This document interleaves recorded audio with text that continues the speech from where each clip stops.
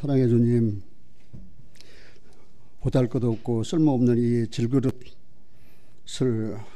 왜 불러주셨는지, 그리고 왜 말씀을 주셨는지, 그리고 이 시대를 어떻게 살아가야 할 것인지, 하나님 잘 알지 못하지만 하나님께서 당신의 말씀을 선포하기 위해서 질그릇 같은 나를 부르시고 성령을 주셔서 내 안에서 주님이 살아계시고, 내가 말하는 것보다 주님이 친히 말씀하시고, 내가 사는 것보다 주님이 친히 사시고, 이렇게 함께 하신 은혜를 생각할 때에 이 은혜를 무엇으로 보답해야 할지 하나님 모르겠습니다. 오직 이 생명 다하는 그날까지 내게 주신 그 말씀, 그 생명의 말씀을 전하고 밝히며 한 영혼이라도 주님께 돌아오게 하고, 돌아온 영혼은 그리스도 예수 안에서 온전히 하나님을 섬기고 그리스도의 장성한 위치까지 자라가게 하는 것이 하나님의 소원이요, 하나님의 뜻이요, 또 내가 바라는 소원입니다. 사랑하는 내 교회의 모든 형제 자매들이 그리스도 예수 안에서 신앙이 무럭무럭 성장하여 이제는 누구에게 가르침을 받는 것보다도 성령의 인도하심 따라 열매 맺는 그런 귀한 당신의 아들, 딸로 하나님 끝까지 보존하여 주시고 은혜를 주시옵소서. 우리 주 예수 그리스도 이름으로 기도하옵나이다. 아멘.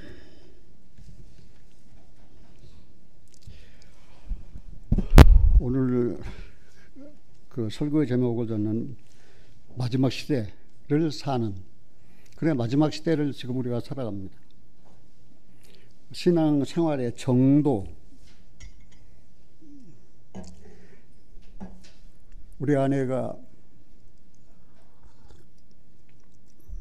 우리 아버지가 내 이름을 지을 때 바를 정자를 지어주어가지고 내가 바르게 살지 아니하면은 한순간도 편치 못하게 우리 아버지가 나를 그렇게 이름을 주었다고 하는 바를 정자, 길도자, 그래 정도, 신앙생활의 정도. 정도란 말은 옳은 길입니다. 신앙생활의 옳은 길. 우리는 어차피 세상에 태어났으니까 살아야 합니다. 날생자, 그래서 사는 것입니다. 그래서 가정에서 살면 가정생활, 또 직장에서 살면 직장의 생활, 사회에서 사니까 사회생활, 그리고 또 우리는 경제생활을 빼놓을 수 없습니다. 그 가운데 우리는 이 못난 질그릇 같은 우리들을 거듭나게 하셔서 하나님의 형상 이루게 하시고, 또 하나님을 의지하고 하나님을 섬기며 살게 하셨으니까 생활을 하는데 그게 신앙생활입니다. 그런데 신앙생활의 정도를 모르면 하나님은 기뻐하시지 않는다는 사실입니다. 저는 주일날이면은, 내가 설교할 때면은 배가 부르면은 설교를 하기 힘들어요. 숨이 차니까. 그래서 밥을 안 먹기로 했습니다. 그래서 내가 설교하는 날은 밥을 안 먹습니다. 그럼 어떻게 사십니까? 그래서 가루를 대신 먹습니다. 그래서 오늘 아침도 밥을 안 먹고 가루를 마지막 한 방울 마시려고 그러는데 전화가 왔어요. 목사님 오늘 주일 설교하십니까? 예, 설교합니다. 아이고 어쩌나, 무슨 말입니까? 목사님이 설교할 차례가 아니면 오늘 인천 내려가시지 말고 서울에 계시기를 바랬는데 왜 그렇습니까? 내가 최근에 중국 사람, 그거를 뭐라고 합니까? 조선족을 만났는데 어떻게 이야기하다 보니까 신앙 이야기가 나오고 신앙 이야기를 하는데 너무 사모하더라 이거요. 그 마음이 너무너무 사모하고 하나님 말씀을 그리워하고 그러면서 묻는 게 왜 많은 한국 교회는 말 어디 가면 뭐 셜라 방언을 해야 된다 그러고 어디 가면 뭐 귀신을 쫓아내야 된다 그러고 왜 이렇게 구구절절 이상한 말만 합니까? 그러니까 그 점의 생각에 목사님에게 인도해서 정확한 생명의 말씀을 들려주고 싶은 그런 간절한 마음이 있었다는 거예요. 그러면서 어쩌나 인천으로 모시고 갈 수도 없고 저녁 시간은 어떠냐고. 나는 내 마음대로 사는 사람이 아니기 때문에 저녁 시간도 나는 뭐 약속할 수가 없습니다. 거짓말하는 자는 적그리스도에 속한 것입니다. 내 생활에 우리 생활에 거짓이 있다면 그는 하나님을 기쁘시게 하는 것이 아니고 적그리스도를 기쁘시게 하는 거예요. 왜? 거짓은 적그리스도가 한 말이기 때문에.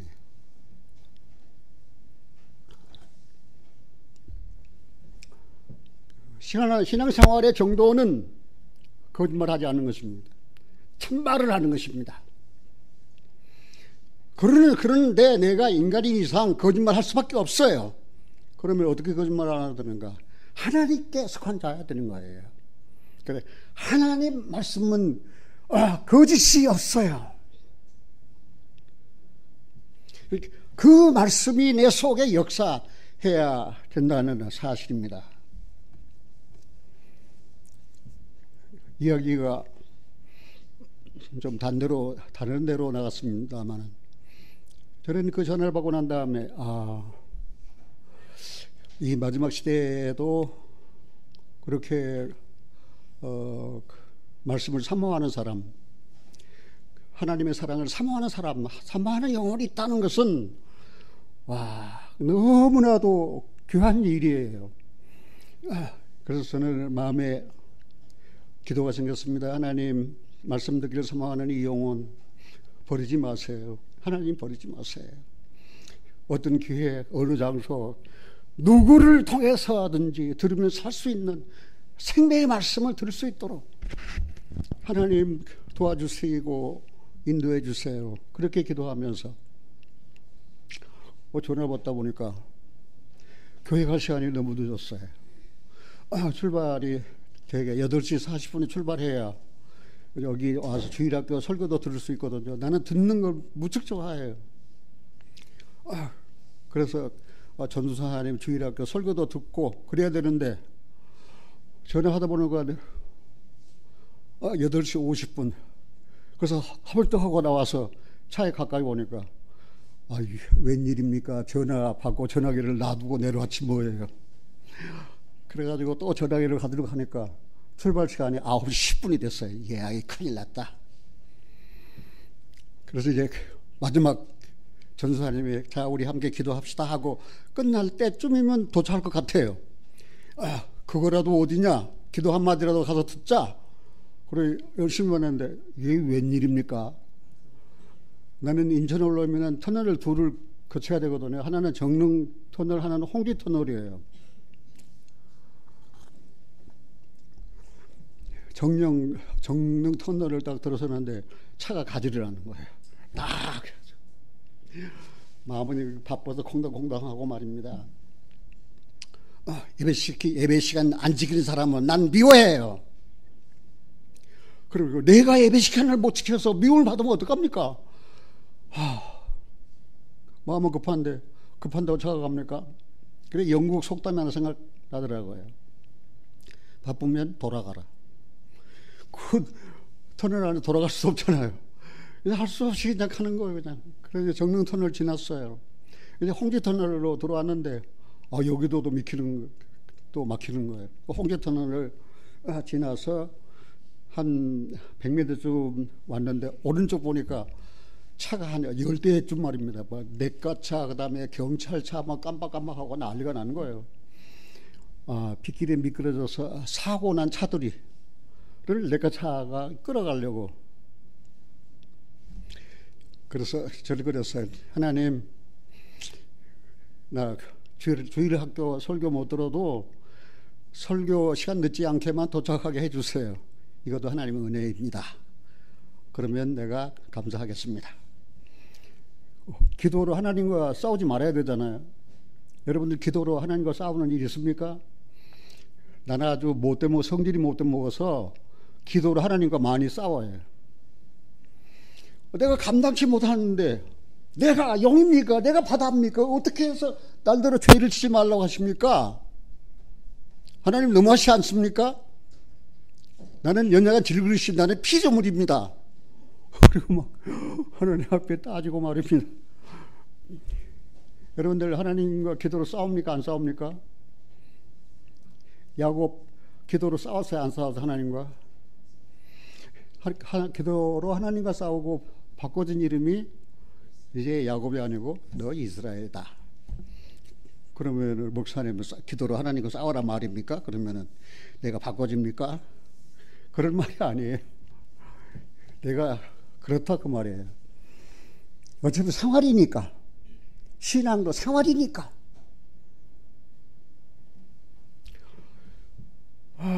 내가 솔직하게 인천에서 신앙생활 하려고 생각하지 않았어요. 어쩌다가 70년도에 인천으로 내려왔어요. 하나님 기도해서 딱 1년만 내가 있다가 서울로 가겠습니다. 하나님이 뭐 그래라 1년 있다가 서울로 가라 응답해 주십니까? 그래서 내 마음에 그렇게 생각하고 1년이 됐어요. 사랑하는 형제자매님들, 이제 안녕 주 안에서 다시 만납시다 하고 가려고 그러는데 한 자매가 내게 또 오더니, 그때는 뭐 전도사도 아니고 목사도 아니에요. 성경 강사예요. 성경 좀 안다고 성경을 강의했거든요. 강사님, 왜요? 다른 교회도 다 목사가 있습니다. 그리고 우리 목사님이 되어주세요. 그리고 우리 버리고 서울로 가신다는데, 그러면 강사님은 싹군입니다. 어우, 아주 그냥 한 대 비스로 그냥 망치로 얻어먹은 것 같은 충격을 받았어요. 그래서 못 갔잖아요. 그럼 그 다음에 가야 될 때 못 갔잖아요. 그 다음에도 못 가고, 얼마 동안 못 간 줄 아십니까? 50년 가까이 못 가고, 내가 인천에 지금 있지 않습니까? 그리고 내 마음대로 사는 것이 아니에요. 신앙은 내 마음대로 사는 것이 아니에요. 주님 마음대로 사는, 주님의 뜻대로 사는 거예요. 주님의 뜻대로. 예수님 십자가 지기를 원하지 않았어요. 이 십자가 이 잔대에게서 옮겨달라고 했어요. 그러나 뭘 했습니까? 내 뜻대로 말고 아버지 뜻대로. 하나님의 뜻은 무엇입니까? 예수님 십자가에 안 죽는 것이 하나님 뜻이 아니에요. 십자가에 죽으시는 것이 하나님 뜻이에요. 그 일을 위해서 예수님을 세상에 보내신 거예요. 그래서 그 예수님이 친히 나무에 달려 그 몸으로 우리의 죄를 담당하신 것입니다. 그래서 우리는 그 은혜를 믿음으로 구원함을 받은 것입니다. 오늘 데살로니가 전서 데살로니가에 있는 말씀을 본문으로 선택한 것은, 우리가 매일매일 성경 있잖아요. 구약 몇 장 읽어라, 신약 몇 장 읽어라. 그래서 구약 몇 장 읽고 신약 몇 장 읽었네. 데살로니가 4장을 읽는 날이 됐어요. 그날이 어느 날인가 됐어요. 근데 이게 딱 보니까 정말로 형제들아, 그 말씀이 비수같이 내 마음에 꽂히는 거예요. 정말로. 영어로 하면 final. 형제들아 하면서 명령 같은 말씀을 주신 거예요. 그래서 이 정말 그냥 정말로 하면은 좀 마음이 석연치 않으니까 그냥 정말을 우리말로 바꿔서 마지막 시대로 바꿨습니다. 종말이나 마지막 시대는 마찬가지 아닙니까? 그런데 사도 바울이 이 종말, 이 종말의 시기를 언제를 가르쳐 종말을 하는가? 이 데살로니가서를 그 서신서를 끝낼 때를 종말로 하는가? 아니면 인류의 종말을 이 종말을 하는가? 그래서 종말론적 신앙생활의 교훈, 그런 말이 막 내 마음에 떠올랐어요. 그러면서 왜 데살로니가서를 읽어야 되느냐? 내가 왜 데살로니가서를 지금 읽고 있느냐? 그런 성령님의 질문이 내게 왔어요. 지난번 우리는 예수님 재림에 대해서 교회 공부할 때 공부했어요. 그때 나하고 같이 공부한 구역 식구들은 1장부터 5장까지 데살로니가 전서, 거기 계속 주의 강림 재림에 대한 언급이 있어요. 그래서 주님의 재림을 알려면은 이 데살로니가서를 읽어야 된다는 사실입니다. 그래서 이 데살로니가 교회는 재림을 고대하는 그런 교회입니다. 이 데살로니가는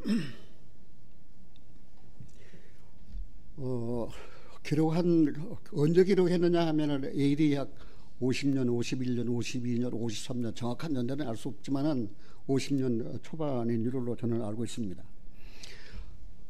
그런데 이 데살로니가 4장에 언급되어 있는 내용 가운데서 성적 도덕의 문란,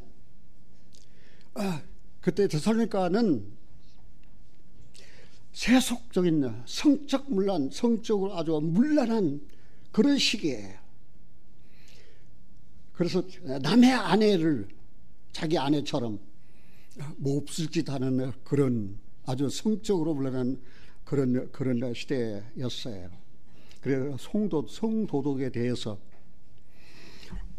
사랑하는 주안이는 형제들아, 이 마지막 시대를 사는 너희들 성도덕에 주의해라. 그런 내용. 그래서 순결한 삶을 살아야 되지 않느냐? 구원받았으니까. 더럽고 부정하고 부패한 삶은 되겠느냐?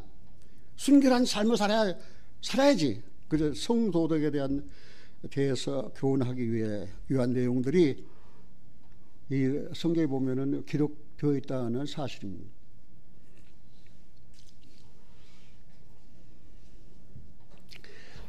그런 세속적인 문화 속에서도 너희들이 그리스도인이 되었으니까 거룩하게 살아라. 그것이 사도 바울이 데살로니가 교회에게 명령으로 준 교훈이었다는 사실입니다. 재림 직전의 삶을 어떻게 살아야 되느냐? 그리스도의 재림 직전에 그냥 주님이 내일 오실지 모르니까 그냥 빈둥빈둥 놀면서 일 안 해. 그런 삶이 예수님 재림을 목전에 둔 성도에 합당한 삶이냐? 그런 내용을 사도 바울은 이 데살로니가 전서를 통해서 우리에게 교훈을 해 주었어요. 데살로니가 교회가 어떤 교회입니까?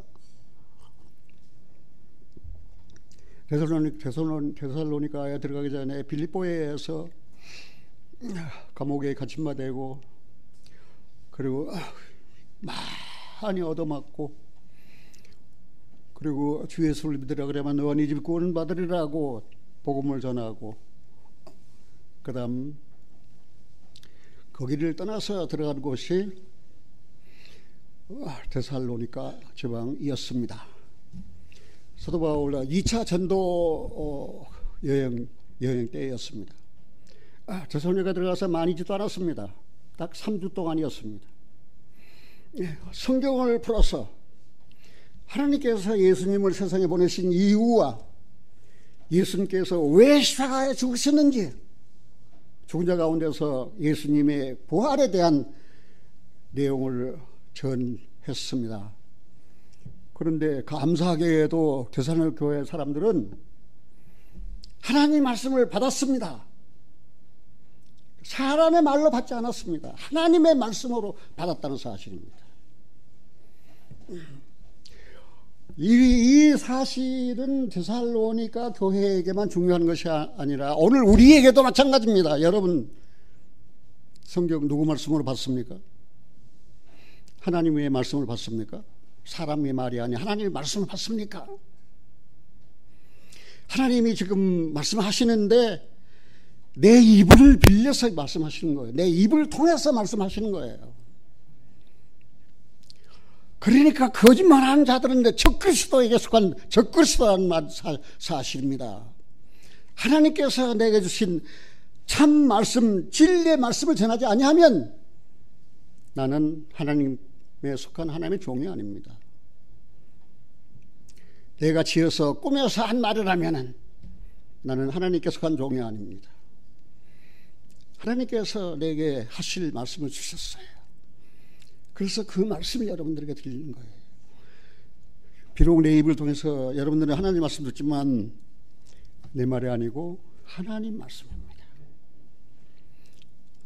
그래서 이 사도 바울은 데살로니가 교회에게 너무 감사했어요. 너희가 우리에게서 하나님의 말씀을 받을 때 사람의 말로 하지 아니하고 하나님의 말씀으로 받으면 진실로 그러하다. 너희 믿는 자 속에 이 말씀이 역사하느니라. 이 말씀이 속에서 역사를 한다 그 말입니다. 말씀이 역사하지 내가 하는 것 아니에요. 우리가 하는 것도 아니라는 사실입니다. 말씀이 역사해요. 말씀이. 그래서 이 사도 바울 그런 내용, 이 마지막 시대를 사는 신앙 생활의 정도를 말씀하신 사도 바울의 삶은 어떤 삶이었을까 나는 많이 궁금했습니다. 전에도 사도 바울 일생에 대해서 학교 다닐 때 내게 성경 저자들 인물에 대한 내용을 평가하라고 숙제를 내주어서 여러 페이지에 걸쳐서 사도 바울의 일생에 대해서 공부하고 연구한 그런 적이 있습니다. 그러나 그거 다 버리고 다 내려놔 버리고 지금 이 데살로니가를 기록한 이 사도 바울은 어떤 사람인가? 우리가 하나 그동안에 알고 있던 그 내용을 바꿀 내용이 있어요. 이 데살로니가 저자가 바울인데 바울은 두 이름을 사용했습니다. 하나는 사울입니다. 그리고 하나는 바울입니다. 사울의 이름은 유대인식 이름입니다.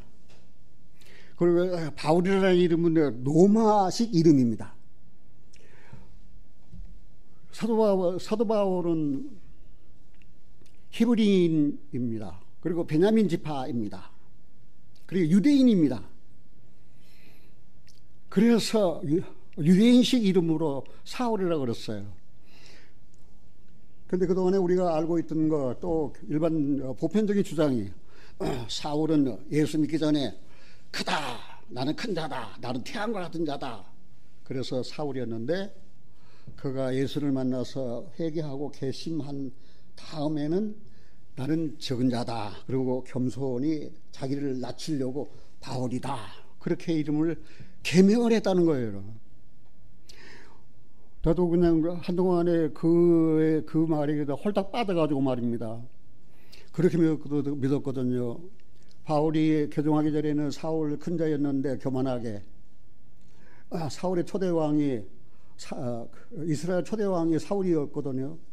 그 사울 왕이 베냐민 지파예요. 그런데 그렇게 불순종의 표본이에요. 그 하나님께 버림을 받은 사람이에요. 그래서 나는 사울이라는 이름이 굉장히 기분이 나빠요. 근데 이 바울은 왜 사울이라고 이름을 쳤을까? 사울도 보니까 신약 사도 바울도 베냐민 지파예요. 그에 대한 내용은 내가 자세히 이해할 수 없고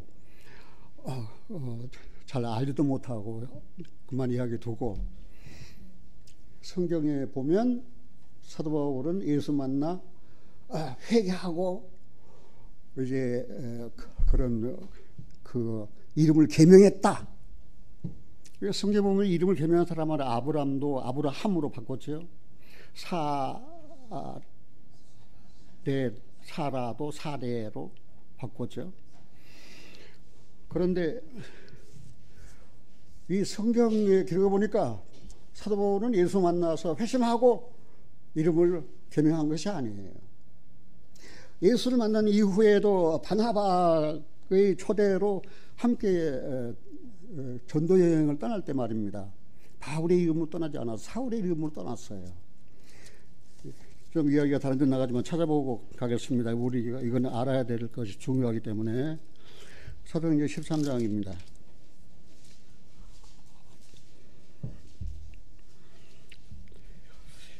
1절 안디옥 교회의 선지자들과 교사들이 있으니 곧 바나바와 니게르라 하는 시몬과 구레네 사람 루교와 분봉왕 헤롯과 첫 동생 만나엔과 및 누가 있었어요? 바울이 있었지 않고 사울이라고 그랬습니다. 회심하고 예수 만나 회심한 건 사도행전 9장이에요. 근데 사도행전 13장에서 말입니다. 선교 여행을 떠나라고 그러는데 이 사울의 이름으로 떠났어요. 2절입니다. 주를 섬겨 금식할 때 성령이 일하사대 내가 불러 시키는 일을 위하여 바나바와 사울을 따로 세우라. 바나바와 사울을 따로 세우라 그랬습니다. 왜? 선교 여행을 떠났어요. 그래가지고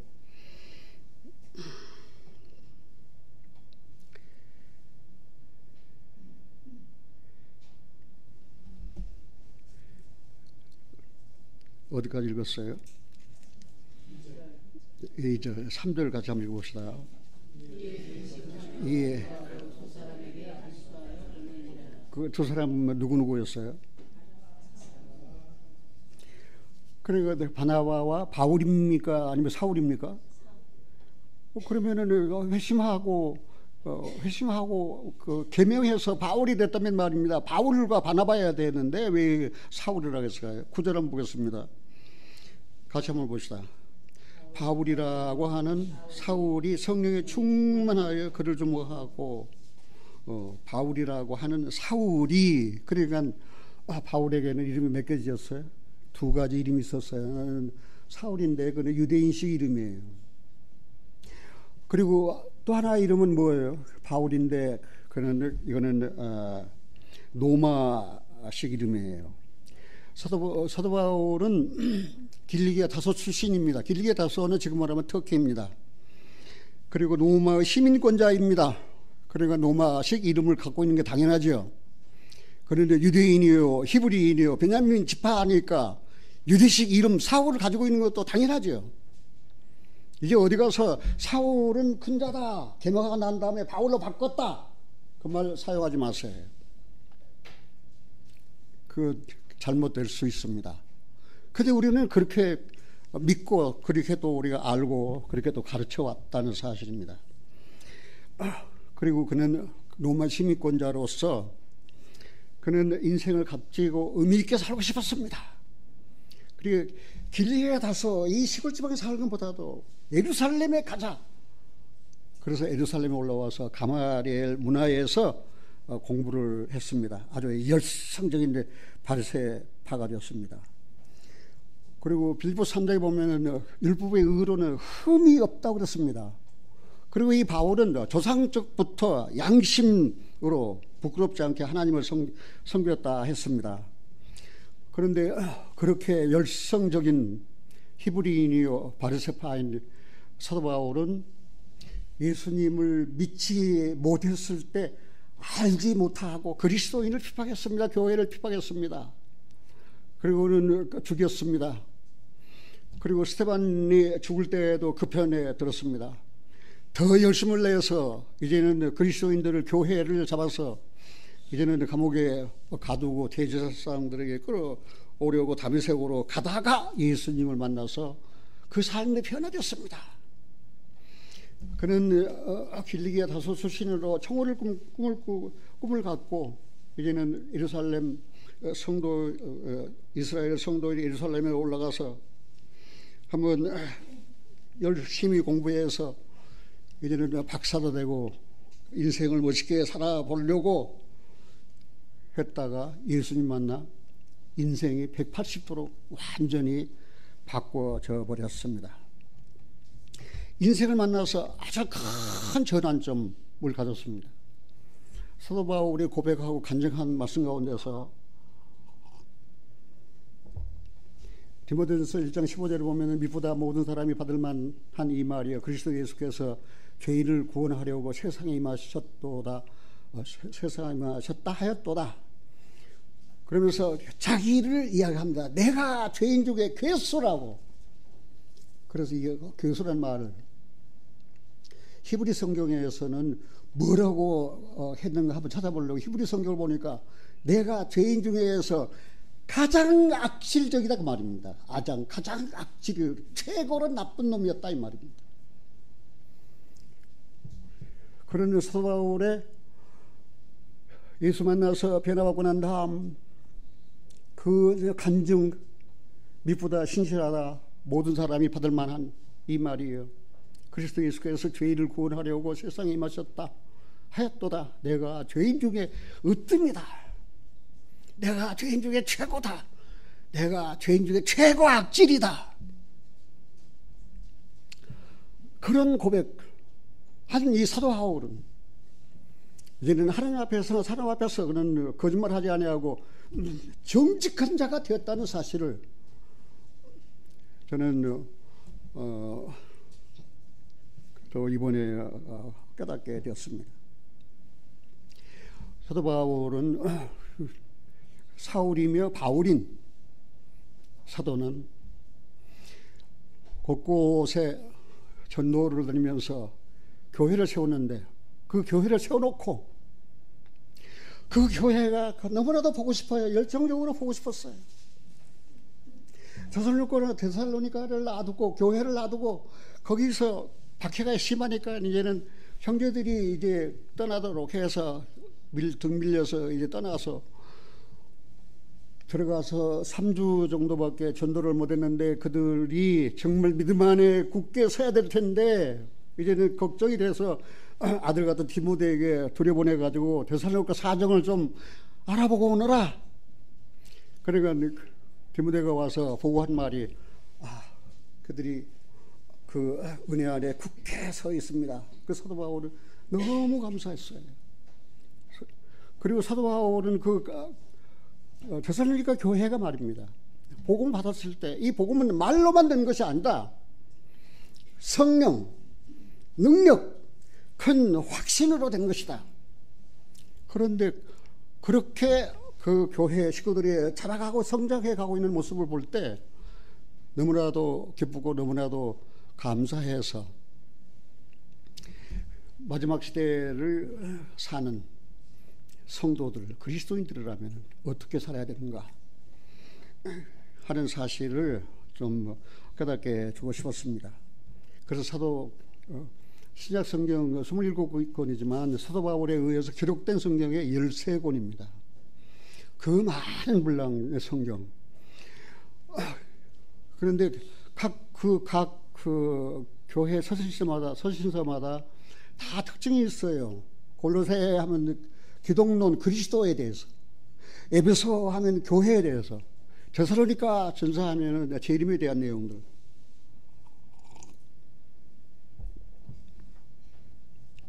로마서 하면 신앙의 뼈대를 이루는 믿음의 교리에 대한 그런 내용들. 와, 13권이나 되는 이 서신서를 기록할 때 말입니다. 그 마음은 어떻을까? 내가 조금만 말씀 하나만 바꿔도 말입니다. 마음이 그냥 막 흥분해가지고 감당을 못하는데 말입니다. 그 엄청난 그 분량의 하나님의 은혜를 계시받은 사도 바울의 마음은 어떻겠는가 말입니다. 결혼도 다 포기하고 나의 간절한 기대와 소망을 따라 이도 온전히 담대하여 죽든지 살든지 내 몸에서 그리스도가 존귀하게 되기를 원한다 라고 하는 그 이유는 내게 사는 것이 그리스도니 죽는 것도 유익하다는, 그렇게 간증할 수 있는 사람이 누굽니까 세상에서. 그렇게 확실하게 그리스도 안에서 말입니다. 그 살았던 사도 바울의 일생을 통해서 우리들이 받아야 할 그런 교훈들이 너무나도 많다는 사실을 우리가 알 수 있습니다. 그런데 사도와 우리 서신서 중에서 대강 간추려서 4개 주신 내용은, 첫째, 같이 한번 해봅시다. 거룩하게 살아라. 이거 굉장히 중요합니다. 거룩하게 살아라. 구원받았어? 거룩하게 살아라. 거룩하게 산다는 말이 무슨 말입니까? 구별함을 입은 생활, 구별함을 입은 사람이다. 너는 거룩이다. 거룩이라는 말이 죄 안 짓는다 말이 아니에요. 전에 네가 죄인이었지만 이제는 하나님 편에선 의로운 자, 거룩한 자다. 구별함을 입은 사람이다. 구별된 사람이다. 그거를 다른 말로 하면 성별된 사람이다. 다른 말로 말하면 성화된 사람이다. 그 말이에요. 그리스도인들이 무슨 사람이에요? 구별된 사람이에요. 어디에서? 세상에서 하나님의 것으로 거룩된 사람이에요. 구별된 사람이에요. 마귀에게서 하나님 편으로 거룩하게 구별된 사람이에요. 성별된 사람이에요. 그래서 구별됐느냐? 이제 세상에 속한 자가 아니고 하나님께 속한 자가 되었느냐? 이제는 죄로 말미암아 마귀에게 속한 자가 아니고 거룩한 하나님께 속한 자가 되었느냐? 그럼 이제 거룩하게 살아라. 그것이 레위기서 19장 2절에 있는 말씀이에요. 시간이 없어서 내가 안 찾아봐요. 레위기서 19장 2절에 있는 말씀이에요. 내가 거룩하니 너희도 거룩하다 하라. 같이 한번 합시다. 내가 거룩하니 너희도 거룩하라. 구별되어라 그 말입니다. 구별되어라. 제발 좀 구별되어라 그 말입니다. 구원받아가지고 세상 사람인지 구별된 하나님의 사람인지 거룩한 사람인지 이 구별이 안 돼요. 그냥 사람들 볼 때 이상하다. 저 사람 구원받았다는 거 확실한데 이 구별된 삶을 살아야 될 텐데. 미안하지만 안 더우시면 저 난방 좀 꺼주면 좋겠어요. 수시면 켜놓아도 괜찮아요. 내가 벗을게.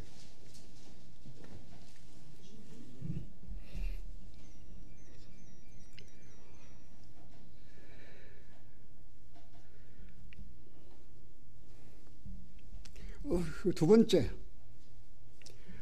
성령은 우리 안에 그리스도 형상을 이루시려고 역사하신다. 성령은 어디서 역사해요? 우리 밖에서 역사하시는 것이 아니에요. 성령은 우리 안에서, 거듭난 우리 안에서, 우리가 성령이 오셔서 거듭나게 됐잖아요. 그러니까 썩어질 수로 된 것이 아니에요. 썩지 아니할 수로 된 것이 아니에요. 살아있고 항상 있는 말씀으로 성령은 우리 안에서 뭘 하고 그리스도의 형상을 이루시기 위해서 역사하신다. 그게 사도 바울이 기록한 서신서 13권 중을 전체 총체적으로 우리가 조사해 보면은 그런 내용이에요. 성령은 우리 안에서 역사하시는데 뭐 하기 위해서? 그리스도의 형상을 이루시라고. 저 형제 보니까 예수님 본 것 같아요. 저 형제 보니까, 저 자매 보니까 예수님을 본 것 같아요. 예수님을 만난 것 같아요. 왜? 그 안에 성령님께서 그리스도 형상을 이루시려고 지금 그리스도 형상을 빚고 계시거든요. 제 아내가 아까 제게 와서 그래. 여보, 왜? 나 집에 가서도 여보하면 될 텐데 왜 지금 교회 안에서 여보? 아까 우리가 차 안에서 교제할 때 당신이 나한테 무슨 말을 했지? 이 생각이 나야죠. 틀림없이 교제를 해서 아내가 그 말씀을 마음에 두고 싶었는데 잊어버렸다는 거예요. 날들어 생각이 나는 거예요. 똑같지만 둘 다 버보지. 그래 단상에 딱 올라오려고 하니까 딱 생각나는 거예요. 무슨 말을 했냐면은 우리가 가끔 그 광고 텔레비를 보면은 유니세프라고 있잖아요. 그냥 그 까만 애들이 못 먹어서 그냥 헐떡거리고 그냥 뭐 밈 한 숟갈만 들어가면은 그러니 10,000원만 후원해 주세요. 20,000원만 후원해 주세요. 우리는 종종 그걸 봐요. 근데 그 유니세프도 다른 구조단체. 지난번에 어떤 여자가 그래요. 핵보다 더 무서운 핵보다 더 무서운 무기가 있습니다. 그게 뭔지 아십니까? 여자들에게는 강간당하는 것입니다. 그러면서 눈물로 이 전쟁에 참하러 강간당하는 이 분여자들을 구원해달라고 10,000원만 보태달라고 그런 광고에. 그래서 집사람이 그런 거를 보고는 너무 마음이 아프니까 애달으니까 차에 오면서 여보, 하나님 왜 인생을 그렇게 그냥 비참하게 살다가 죽도록 만드셨느냐고 탄식하는 거였어요. 여보, 하나님의 본 뜻은 그게 아니야. 그러면 뭐예요? 하나님은 사람을 누구 형상대로? 하나님의 형상대로 아주 아름답게 존귀하게 만드셨는데 누구 때문에 망가진 인생이 됐어요? 아담과 하와 때문이에요. 그들이 죄를 지었어. 이걸 원죄라 그래요. 그래서 전부 다 인생이 다 망가져 버렸어요. 그 심령은 하나님을 떠난 자가 되었어요. 홍수 심판을 철회했어요. 이 세상의 마지막 시대까지 하나님의 진노의 재앙과 저주는 계속 퍼부어질 것입니다. 처처에 기근과 지진이 있을 것입니다. 재난이 있을 것입니다. 굶주림이 있을 것입니다. 정말 살고 싶지 않아요. 그래서 하나님께서 천년왕 에덴 동산 그 에덴 동산의 그 영화, 그 아름다움을 상실해 버렸는데 아담과 하와의 범죄로 말미암아 하나님께서 천년왕 회복하셔서 자, 너희 조상 아담과 하와가 범죄하지 않았다면 이렇게 인간의 수명이 나무 수완 같아요. 아주 천년의 갑절을 살아요. 그렇게 영화롭게 회복시켜 주신다는 사실입니다. 사랑하신 여러분들이요, 우리는 말입니다, 죄로 말미암아 전부 다 인간들이 망가져 버렸어요. 다들. 그래서 나도 망가진 인생을 살았거든요. 망가진 인생을 사는 것뿐만 아니에요. 내가 태어난 날을 저주하고 원망해서 왜 내가 세상에 태어났을까? 내가 엄마의 젖을 빨지 않았다면 내 아내도 그런 옆에 있는 그런 일을 보고 탄식하면서 사는 생활이, 사는 삶이 너무나 힘드는 거를. 그러나 조금만 기다려요. 잠깐 후면 오실 분이 오셔서 우리를 회복시켜 주세요. 지금은 성령이 오셔서 우리의 영혼, 죄함으로 죽은 우리의 영혼을 살려 주셨어요. 이제는 그 성령이 우리 안에서 역사하면서 그리스도의 형상을 이루는 거예요. 거짓말하지 마라. 이는 마귀가 하는 거다. 도둑질하지 마라. 이것도 마귀가 하는 거다. 탐내지 말라, 시기하지 말라. 이것도 다 마귀가 하는 거다. 그래서 그 망가진 그 에덴 동산, 그 아담과 하와에게 하나님은 새로운 약속을 하셨는데 그게 여인의 후손에 대한 약속이에요. 예수님이 여인의 후손입니다. 동족녀에게서 나셨습니다. 하나님의 언약은 성취되었습니다. 이제는 주님이 재림하셔서 이제 망가진 우리의 인생을 완전히 회복시키실 것입니다. 오늘 여기 보니까 호박 속에 담겨있는 보배, 호박 속에 담겨있는 보배가 호박 속에 담겨 있어요. 호박이 어때요? 보배를 담을 만한 그릇입니까? 호박이? 근데 호박 속에 보배가 담겨 있다는 거예요. 시간이 없으니까 내가 다 안 읽어요. 그냥 여러분들이 이제는 이 타이틀을 놓고 한번 읽어보세요. 호박 속에 담긴 보배. 그래서 사도 바울은 고린도후서 4장 통해서 이 보배, 이 빛난 보배, 이 보배가 누굽니까? 예수 그리스도예요. 이 못생긴, 그리고 며칠 가지 않았는데 시들어버릴 이 호박은 이 육신이 이 질그릇이에요. 그래서 이 질그릇, 얼마 같지 않으면 시들어버린 이 질그릇 속에 뭘 가지고 담고 있어요? 보배를 담고 있는데 그 보배가 누구예요? 예수 그리스도예요.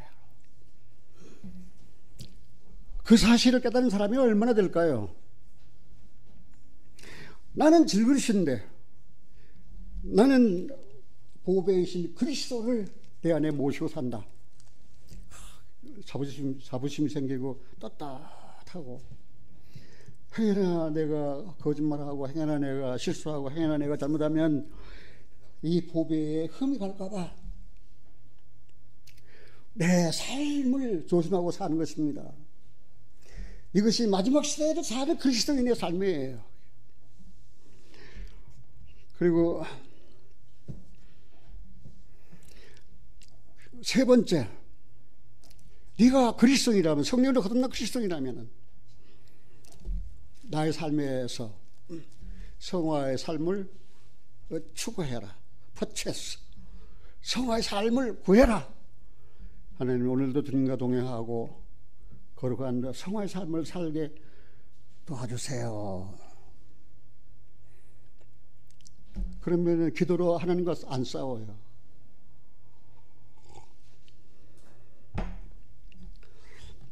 내가 사도 바울이 기록한 13권의 서신서를 통해서 발견한 것은 그 세 가지예요. 물론 더 많이 있지만 중요한 거 세 가지예요.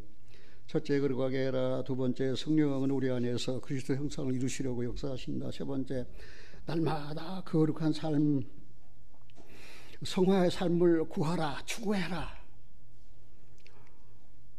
자, 이제 본론으로 한번 돌아가 보겠습니다. 그래서 사도 바울이 이 데살로니가 교회에게 기록해서 남겨준 이 서신, 이 편지가 말입니다. 얼마나 귀중한지 몰라요. 이 마지막 시대를 사는 우리들에게. 1절입니다. 정말로 마지막으로 그 말입니다. 나는 여기 정말로를 데살로니가서를 끝낼 때 이제 그 쓰는 말로 정말로가 아니고 이제는 정말로, 정말 마지막 때를 사는 이 시대. 왜? 그리스도의 재림을 고대하는 교회가 데살로니가 교회였으니까. 형제들아, 이거 이방인이 한 말이 아니에요. 형제는 거듭난 그리스도인이에요. 우리가 주 예수 안에서 너에게 구하고 고민하노니 너희가 마땅히 어떻게 행하며 하나님께 기쁘시게 할 것을 우리에게 받았으니 곧 우리의 행하는 바라 더욱 많이 힘써라. 어떻게 하나님을 기쁘시게 할 것을 우리에게 받았지 않느냐? 그러니까 이제 뭐라고 그래요? 많이 행하, 이제 받으라가 아니에요. 받았으니 말입니다. 그럼 사랑하는 형제님들의 여러분들은 하나님을 기쁘시게 할 것을 받았습니까? 그러면 많이 힘쓰라 그 말입니다. 많이 힘쓰라. 거기를 잡으시고 로마서 12장을 한번 찾아보겠습니다. 잠깐. 로마서 12장 1절입니다. 같이 읽겠습니다. 그러므로 형제들아, 내가 하나님의 모든 자비하심으로 너희를 원하노니 너희 몸을 하나님이 기뻐하시는 거룩한 산제사로 드리라. 이는 너희들의 영적 예배니라. 드리라. 산제사로 드리라. 살았으니까 드리라 그 말입니다. 그런데 그거는 이렇게 받아가지고 드리지는 않아요. 이게 문제가 되잖아요. 나는 우리 자녀들에게서 받거든요. 때로는 돈도 받고 때로는 사랑도 받고 받거든요. 그러면 나도 줘야 되잖아요. 내가 하나님께 받았잖아요. 이 은혜 받았잖아요. 이제는 우리 차례에 드리는 거예요. 뭐예요? 산제사를 드리라 그 말입니다. 너희 몸을 하나님 기뻐하시는 거룩한 산제사로 드리라 그 말입니다. 세상에서 하나님의 것으로 구별된 성도답게 거룩한 삶으로 하나님의 이름을 빛내라 그 말입니다. 그 다음에 2절 보겠습니다. 너희는 같이 읽겠습니다. 너희는 이 세대를 본받지 말고 오직 마음을 새롭게 함으로 변화를 받아 하나님의 선하시고 기뻐하시고 온전한 뜻이 무엇인지 분별하도록 하라. 예, 새롭게 함. 새롭게 되려고 애쓰십니까? 새롭게 함을 받았습니까? 전에는 죄인이었다가 이제는 의인이 됐잖아요. 새롭게 됐잖아요. 전에는 세상에 속했다가 이제는 하나님께 속한 자로 구별됐잖아요. 새롭게 됐잖아요. 그냥 기도하자. 새롭게 해주세요. 새롭게 해주시옵소서. 그러면 새롭게 됩니까? 백날 천날 그렇게 새롭게 해달라고 기도해봐서 되는가? 이미 주님께서 해주셨어요. 누구든지 그리스도 안에 있으면 새로운 피조물이에요. 이전 것을 지나갔으니 보라 새 것이 되었어요. 이제는. 그러면 옛날 헌것 걸레같이 살았던 삶이라면은 이제는 새롭게 됐으니까 의와 진리의 거룩함으로 하나님을 기쁘시게 하는 삶을 살아야 되지 않느냐 그 말입니다. 받았으니까 그 다음 뭐라고 그랬어요? 많이 행하라고 했습니다. 여기 사도 바울이 임박한 종말에 대한 사도 바울의 종말관에 대해서 우리가 알 수 있어요. 이제 받았으니까 어떻게 하라고요? 받았으니까 그냥 인색하게 그냥 떼먹어 버리지. 받았으니까. 우리 사람은 누구에게서 친구에게서 또 교회 형제자매에게서 뭘 받잖아요. 그러면 그거를 드리지 못하면 그냥 안달이 나요. 그러니까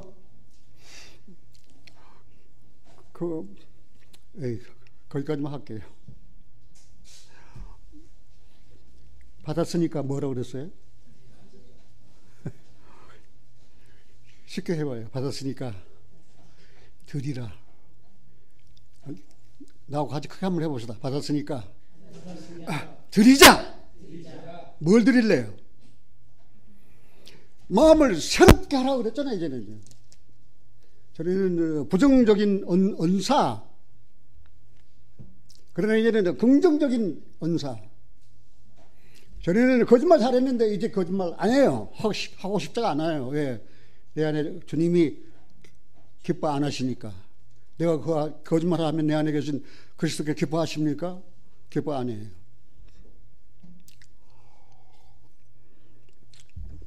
내가 우리 아내 말 안 듣고 망한 사람입니다.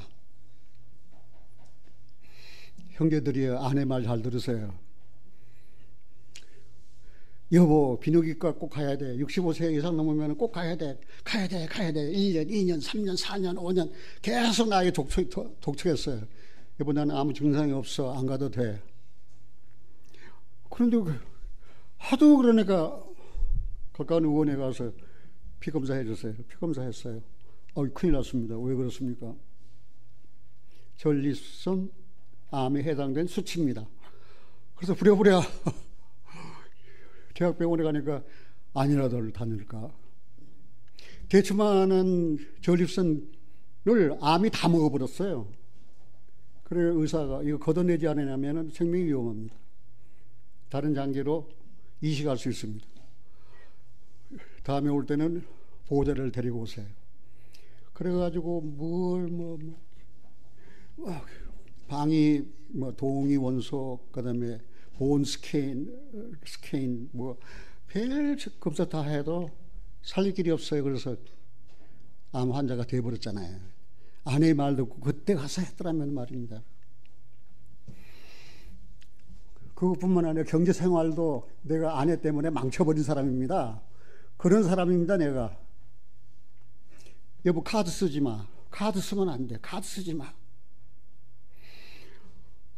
그 아내 말을 안 듣고 내가 평생 살아오면서 몇십 년을 카드를 썼어요.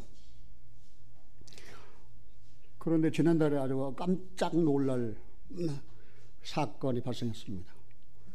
카드 대를 보니까 230만 원이에요. 이달 갚을 카드 대 230만 원.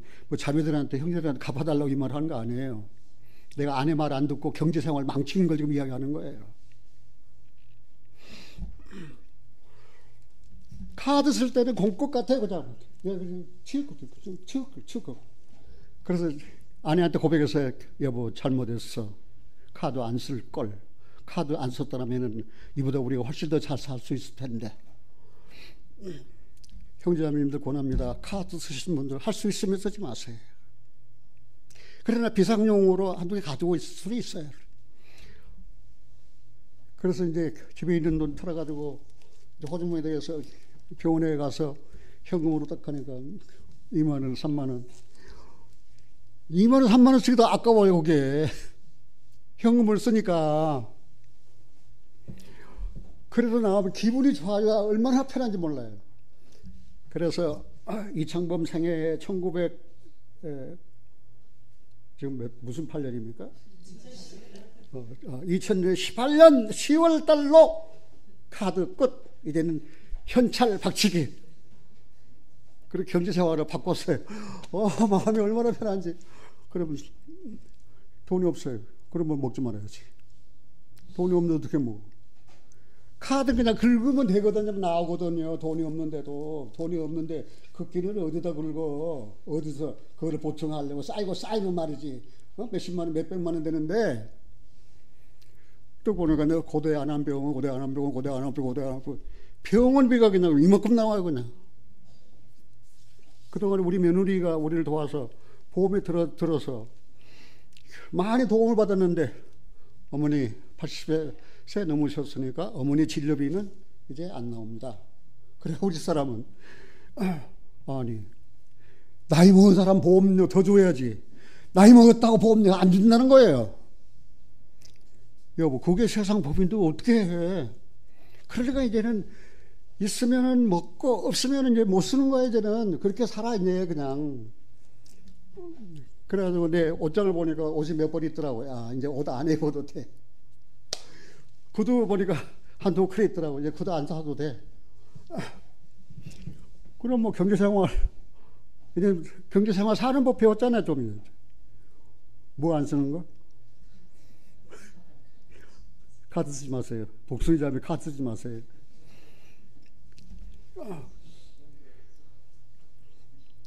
나만 경험하는 거 아닐 거예요. 회장님 그렇죠. 나만 경험하는 거예요. 카드가 그렇다는 거. 정말 카드 무서운 거예요. 이거. 이야기가 이상한 데로 돌아갔죠. 생활이니까 뭐 하나 좀 더 생활 가운데 유익이 보탬이 되잖아요. 유익해야 되잖아요.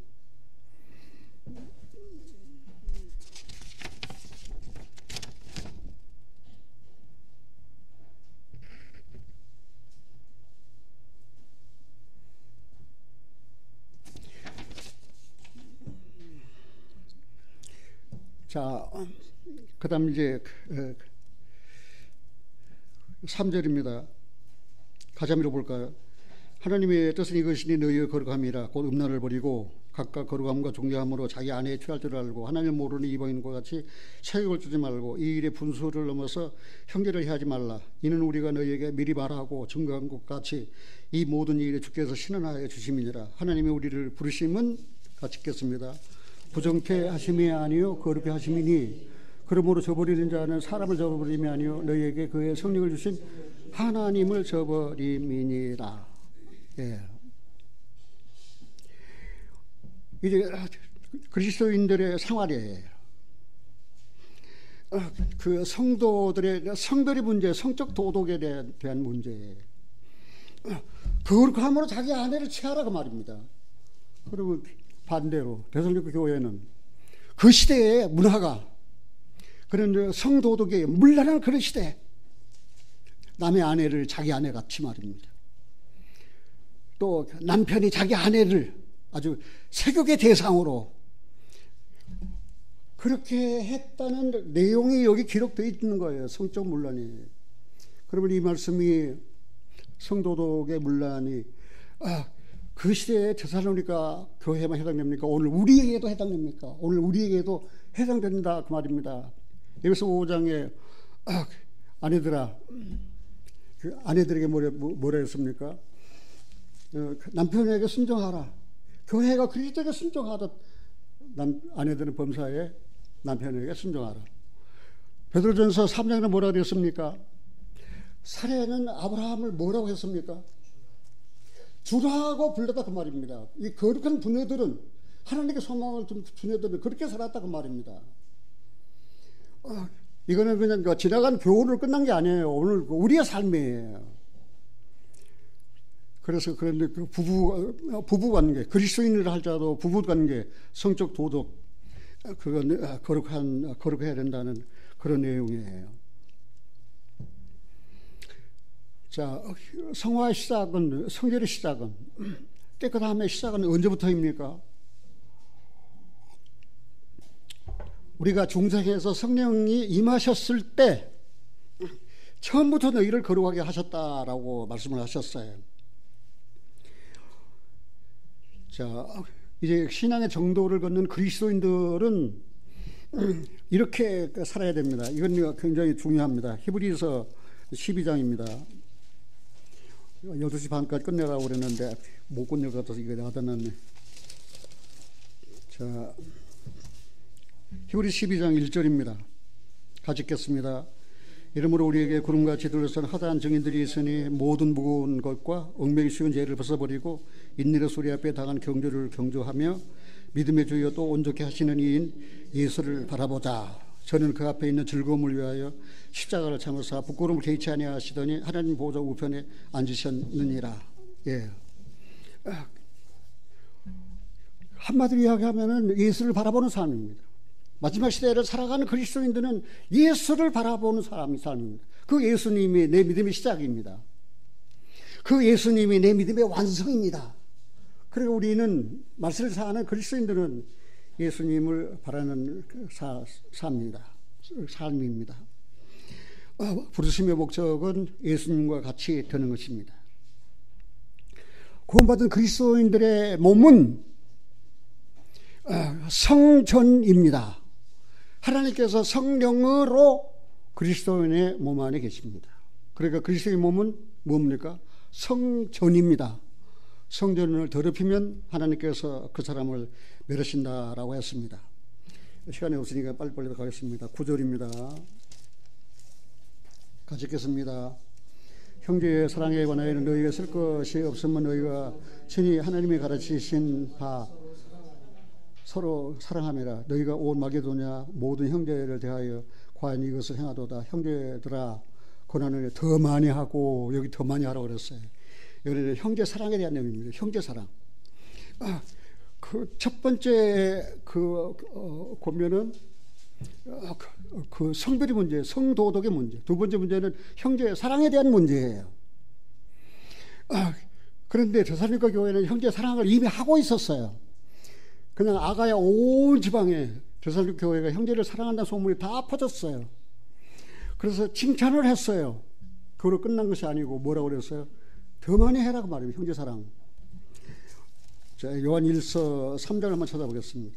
요한일서 3장.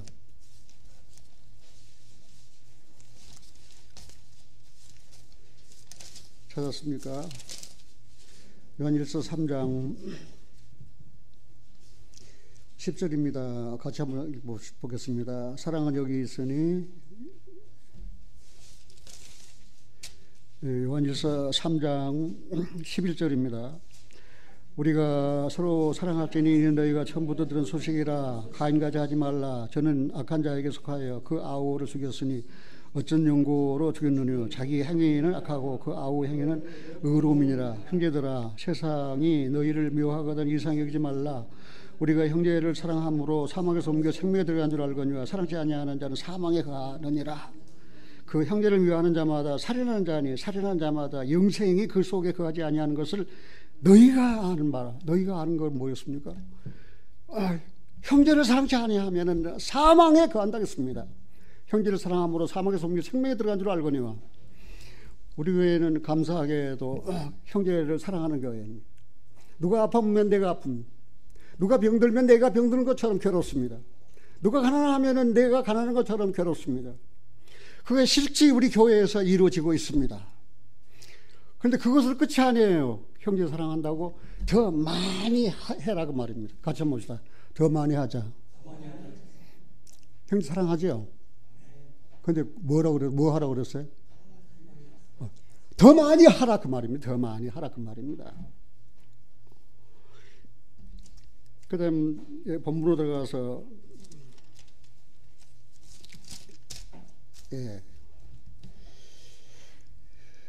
본문으로 들어가서 11절 12절 같이 읽겠습니다. 또 너희에게 명하같이 종용하여 자기 일을 하고 너희 손으로 일하기를 힘써라. 이는 외인을 대하여 단정행하고 또한 아무 궁금함이 없게 하려 함이라. 너희에게 명하같이 종용하여 일을 하고 네 손으로 일하기를 힘쓰라. 데살로니가후서 3장 10절에는 일하기 싫거든 뭐라고 그랬어요? 먹지도 말라. 자, 이제 우리는 한번 생각을 해봐야 돼요. 이거는 일하기를 힘쓰라고 말이에요. 일하기를 힘쓰라고 말입니다. 그런데 이 시대는 말입니다. 일하고 싶어도 일할 자리가 없어요. 일을 해서 한 달 내내 땀을 흘려서 수고 노동을 아끼지 않았는데 월급 나와야 되는데 월급을 안 줘요. 월급을 못 받아요. 그러면 처사식들은 어떻게 해요? 입을 봉해야 되잖아요. 지금 그런 시대예요. 지금 일하기 싫거든 먹지도 말라고 그랬어요. 그러나 일을 하고 싶어도 일을 못해요. 나는 그래서 하나님 앞에 기도로 싸웠어요. 하나님, 우리 이 형제 있잖아요. 일하려고 일자리를 찾아서 얼마나 헤맨 줄 아십니까? 근데 일자리가 없어요. 어떻게 해요? 그런데 하나님 말씀하셨잖아요. 일하기 싫거든 먹지 말라고 말입니다. 그럼 우리 형제는 먹지 말고 굶어 죽으란 말입니까? 이 문제가 어떻게 풀어야 됩니까? 일하고 싶어도 일할 자리가 없어요. 일을 했어요. 돈을 못 받아요. 월급을 못 받아요. 어떻게 하면 됩니까? 그러면은 교회에서 있는 형제들은 그 없는 형제 일을 하고 싶어도 일을 할 수 없는 그 형제 일은 굶는 것을 보고 가만히 있어야 됩니까? 그게 교회 짐이에요. 교회 짐. 그래서 나는 하나님 앞에 기도 하나가 늘었어요. 거룩하신 아버지 하나님, 나를 거룩하게 하셨잖아요. 내 속에 성령을 주셔서 그리스도 형상을 이루고 계시잖아요. 이제 주님, 다시 오실 주님을 바라고 소망하는 거룩한 삶을 살게 하셨잖아요. 그런데 일하기 싫거든 먹지도 말라고 그러는데 우리 교회는 너무 가난한 교회, 우리 교회는 어려운 교회. 그런데 일을 하고 싶어도 일할 자리가 없어요. 그래, 하나님께 소망을 두고 혼자 산 자매들은 교회가 책임을 져야 돼. 교회 짐이에요. 하나님, 우리 내외도 80이 늙어서 이제 교회에 짐이 되지 않을 텐데 하나님, 내 기도 들어주세요. 그리고 뭐라고 기도한 줄 아세요? 돈 많이 벌게 해주세요. 같이 한번 해봅시다. 돈 많이 벌게 해주세요. 해보세요. 돈 많이 벌게 해주세요. 잘된 기도예요? 못된 기도예요? 못된 기도. 돈 많이 벌게 해주세요. 바나바에게 마가 요한 같은 교회를 사랑하는 조카가 있다면 내게도 교회를 사랑하는 조카가 있어요. 그 조카가 이 없는 교회의 재정을 맡아가지고 있어요. 그 형제를 생각할 때마다 언짢은 생각이 들어요. 어떻게 하다가 내 조카가 교회에 어려운데 재정 일을 맡아가지고 때가 되면 아이고 목사님, 그것도 한 분도 아니고 두 분이나 전도비를 드려야 되는데 이거 어떡하나. 하나님, 그런 걱정 안 하게 내 조카가 맡은 일에 힘들고 지치지 아니하게 하나님 도와주세요. 저는 그렇게 기도해요. 그래서 아내하고 의논했어요. 이들부터 교회 한 푼이라도 더 헌금하자. 그래서 이 교회, 이 가난한 교회가 돈을 빌려가지고 전도비를 주니 그런 일이 없게.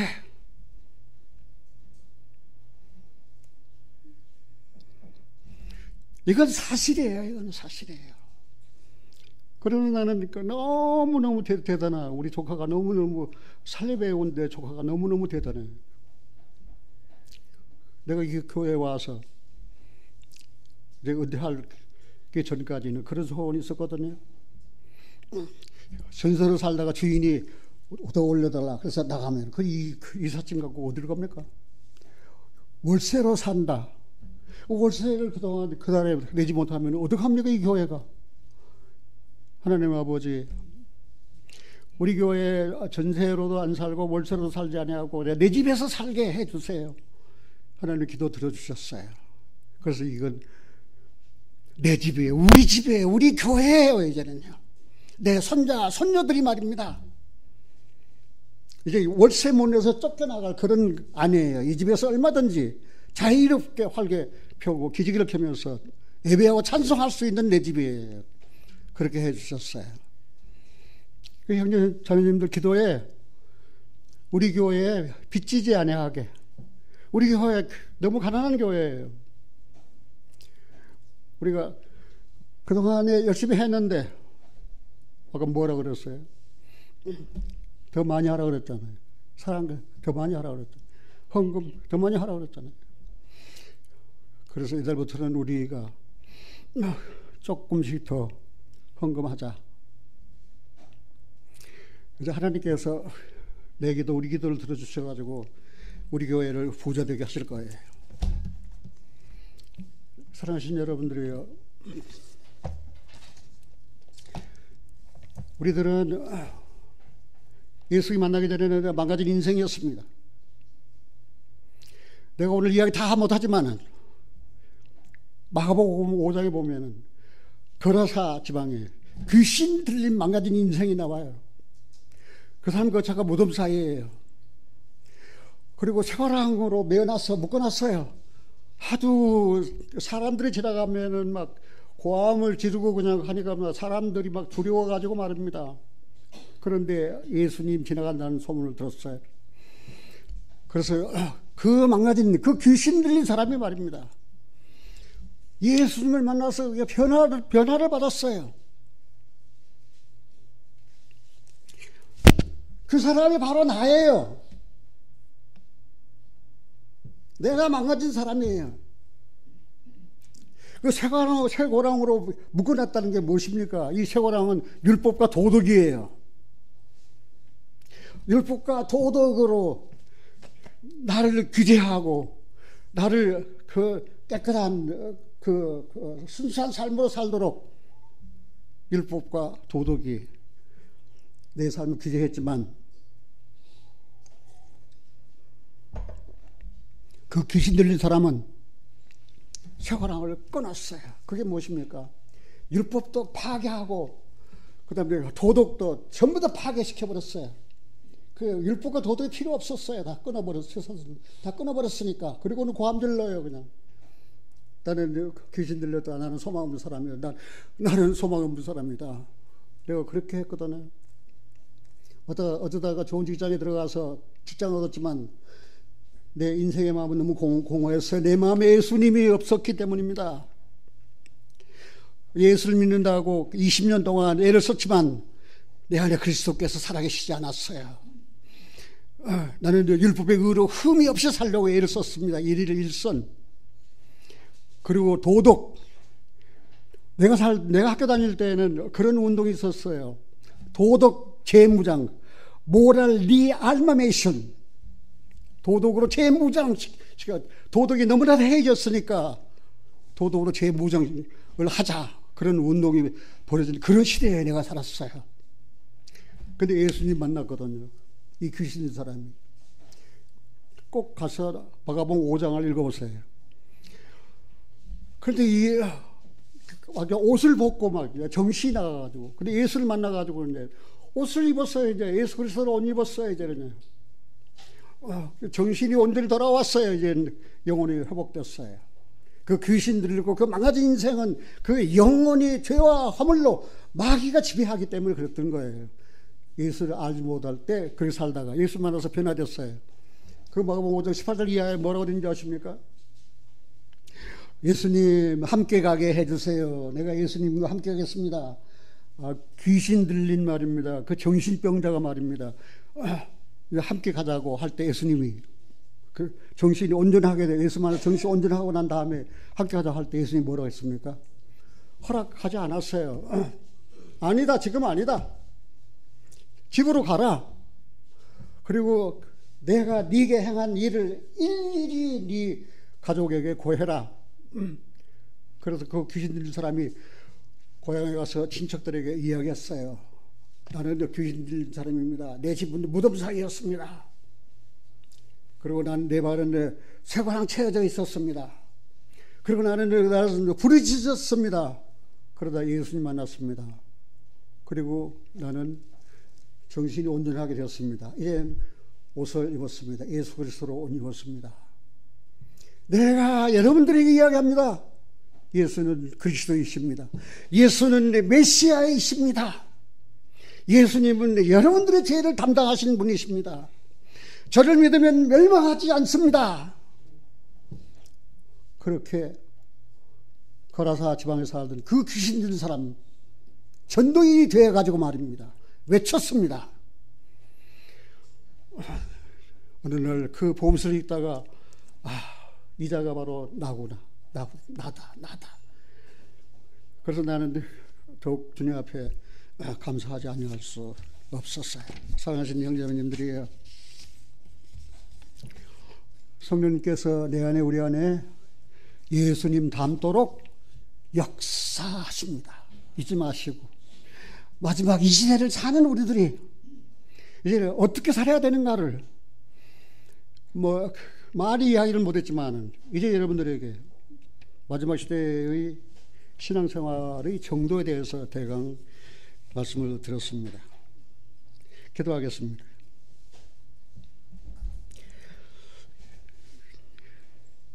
더러운 이 그릇을 주님 쓰시려고 내 이름 불러주시니 이 여인 은혜인가. 되지 못하고 된 줄 알다가 쓰러진 이 몸은 빈손 들고 십자가 앞에 무릎을 꿇었사오니 내 주님 이 마음에 자정하여 주소서. 더럽고 추한 그릇이 깨끗함을 입어서 성전에 기물이 되니 이 여인 은혜인가. 세상을 따라 방황하다가 실패한 이 몸은 두 손 들고 주님 우러러 못자국을 만지오니 내 주님 나 죽도록 충성하게 하소서. 나 무엇 주님 드려야 기뻐하시리까. 나 무엇 주께 드려야 이 은혜 갚으리요. 넘쳐나도록 축복하시고 사랑하신 주님께 순종하며 주님 것으로 살아가겠사오니 주님 다시 오시는 날 내 이름도 불러주소서. 사랑해보자 하나님 감사드립니다. 사랑하는 우리 교회 주님께 부탁합니다. 사랑하는 또 내가 섬기는 사랑하는 형제자매들, 일하고 싶지만 일할 수 없는 형제들, 하나님의 은혜를 베풀어 주시옵소서. 우리 교회에 가난하지만 형제 사랑에 넘쳐나도록 하나님 축복하여 주시옵소서. 그래서 우리 교회는 빚지는 교회가 아닌 이제는 은혜를 주고 사랑을 주고 또 물질도 나눠주는 그런 복스러운 교회로 축복하여 주시옵소서. 우리 주 예수 그리스도 이름으로 기도하옵나이다. 아멘.